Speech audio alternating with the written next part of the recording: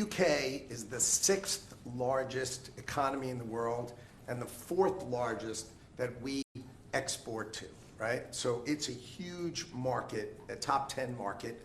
If you remember Liberation Day, they were at 10% because we have balanced trade with the UK, right? They say they have a surplus, but of course that counts gold bullion, which is, so let's just call it balanced trade.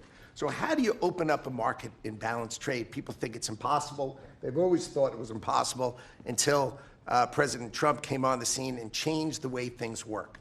So here's what we've got.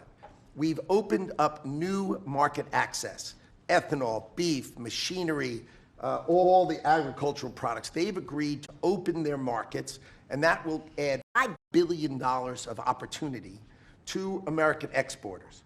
So the question is, why would they do that now? Because they've never done it before. And we still have our 10% tariff on, which will produce $6 billion of revenue for the United States.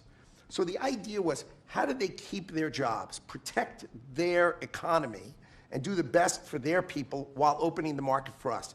And the way is they studied it, their team was exceptional, and they tried to figure out the markets that they're importing from other people and try to send them over to America. So why were they always favoring others and not us? And what they've done is they've found the ways to do that so that we have new access, right? But the UK workers are protected, and that was the balance. So we did a deal with them in automobiles, and you know, if you're not building here, we charge you a 25% tariff.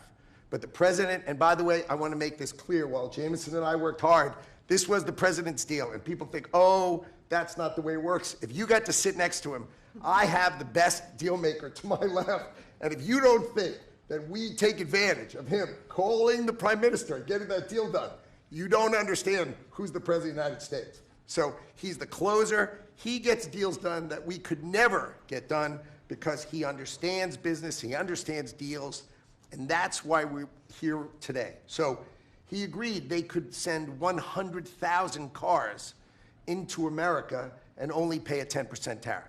And that protects their car industry. And remember, we do 16 million cars a year. So this is only like 0.6%.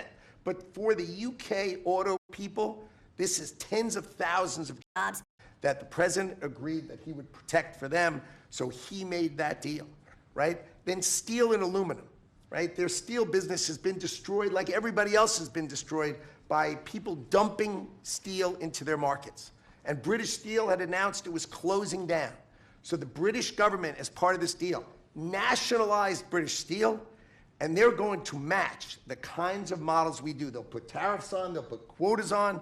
They want to do it with America so they can be part of the resurgence of steel and aluminum in America, and that saves them, again, thousands and thousands of jobs. So if you go step by step, aero and commercial planes, they sell Rolls-Royce engines to Boeing. We've agreed to let Rolls-Royce engines and those kind of plane parts to come over tariff-free.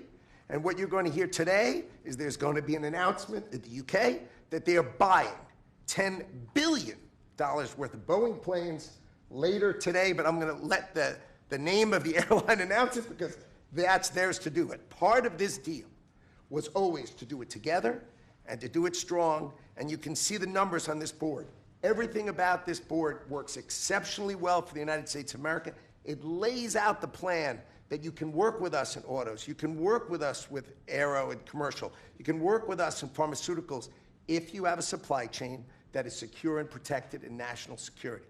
So we feel really good about the deal.